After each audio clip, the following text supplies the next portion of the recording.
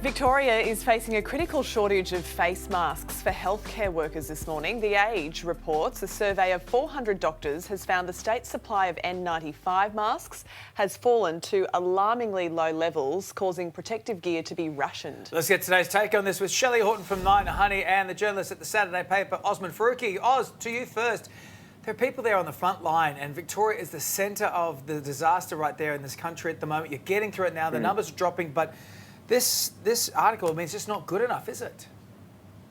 Totally. No, it's super concerning. And I've been doing a lot of reporting on this over the past few months. I've spoken to plenty of healthcare workers, doctors and nurses on the ground, in hospitals, in aged care settings, and they've been trying to raise the alarm on this for months. And if you remember back to March and April when we had successfully kind of curbed that first wave of the virus, the whole point was to give us the time to build up our stockpiles and to protect those in the vulnerable settings. And now in Victoria, we've had nearly 3,500 healthcare workers contract the virus. That's even higher proportion of healthcare workers than we saw in Italy, you know, at the peak of their really horrifying wave of coronavirus. And we're seeing more details emerge that the government just hadn't planned for this. They hadn't stockpiled the masks, and we were sending in healthcare workers without the right equipment. And I think that's a really, really big concern. Oh, Shell, what do you think when you hear that these frontline workers, these healthcare workers, have been trying to raise the alarm since the start of the second wave?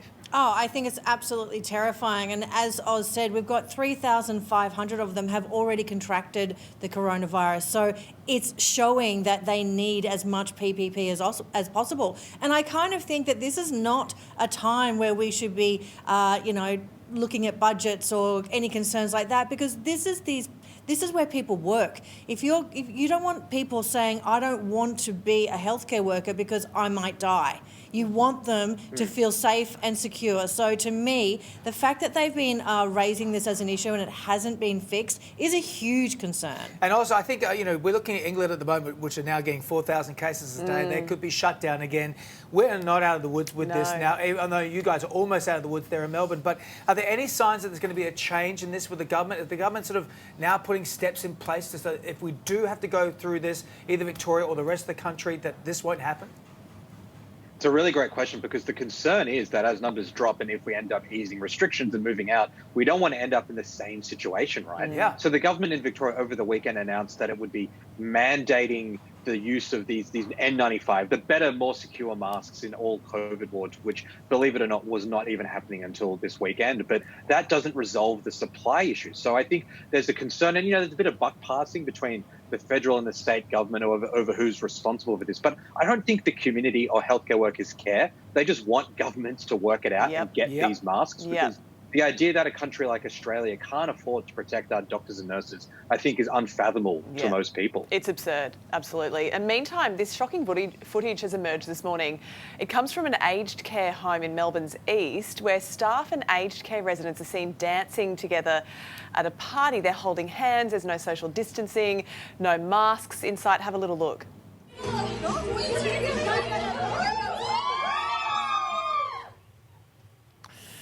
So, Shell, this was posted on TikTok. It happened last Wednesday in celebration of a staff member's birthday. What do you think when you look at that footage? I think as soon as I saw that footage, I actually had an intake of breath. Like, I was so shocked by it, because as far as I'm concerned, we need to be protecting our people in aged care. They are our most vulnerable. The elderly are the ones who are dying from COVID-19. So for this to be such a breach really did shock me. I can understand that these people were all working there, so they're already in contact. However, I want them to be going by the letter of the law. I don't want any breaches at all, because the risks are just far too high. And I think that I can see that they came from a good place, that they were trying to be entertaining and they were trying to celebrate the residents in there, but at the same time, it's not worth the risk. I mean, Oz, I think the Victorian Police say they're not investigating, and I kind of agree. I can see where, after everything that's happened, the hundreds of deaths that have gone through the aged care centres in Melbourne, to bring some joy to the residents is a noble thing to do. I just wish they were wearing masks as well as those wonderful saris. Yeah, totally. You don't want people in these settings to feel like they're in prison and that they're, not only fearful of the virus, but they're not able to have some joy. But the aged care sector has been a huge part of the second wave in Victoria. And, whether that's to do with you know, the fact that the government wasn't giving clearer guidelines on this, or whether staff weren't, you know, doing enough themselves, or just the fact that so many of these workers are working across multiple, you know, facilities. There's so many different factors here, but you'd think that by now the guidelines would be clear, that the instructions would be clear, that the equipment would be there to keep these people safe. And it is concerning if we're not seeing that being held, as Shelley said, to the most rigorous standard possible in these aged care centres. Well, you're still not allowed to dance at a wedding in New South Wales where the numbers are much lower. Right. It's no wonder that should raise some eyebrows, I suppose.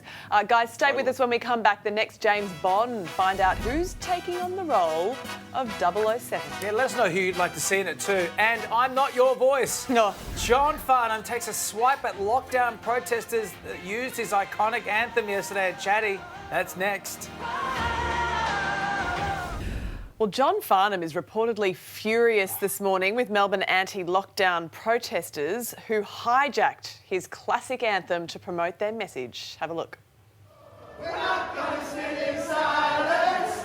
We're not going to live with fear.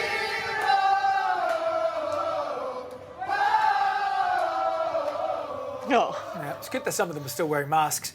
Shelley and Oz are here to discuss this. Shelley, this has become a common theme, these rallies, at around as stage 4 lockdowns continues. I actually deep dived on this song. The original writer says it is a protest song because it was made for like an anti-nuclear protest back in the 80s. But Farnham's, we don't want to disappoint John. No, mate, come on, it's John Farnham.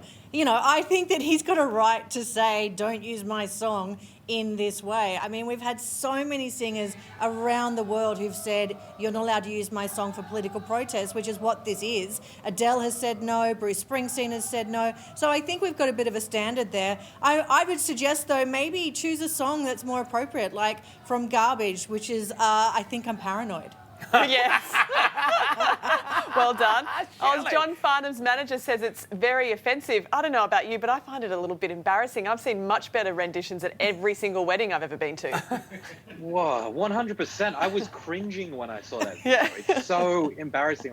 I don't know why they think it's good optics to have a few dozen people kind of yelling incoherently in a shopping centre. The acoustics are terrible, and now Farnsey's mad as well. Like, what a total...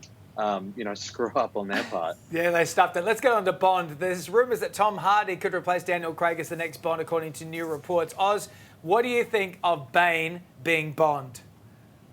Well, look, if it couldn't be me, I'm glad it's Tom Hardy. You know, like that's a reasonable compromise. I could see I'm a huge Tom Hardy fan, and I think like it's interesting you mentioned Bane because he's such a fantastic actor. But the last few movies he's been in, you know, whether Dunkirk or Bane, he's had his face covered half the time, you know, with a mask or something. He's got a fantastic face. He's an attractive, charming guy. I'm very excited to see him potentially be able to flex that in the new Bond movie. I see Oz on the Hardy tilt. Oz is on board. Shelley, what about you? Not on board at all. I am not a Tom Hardy No fan. way.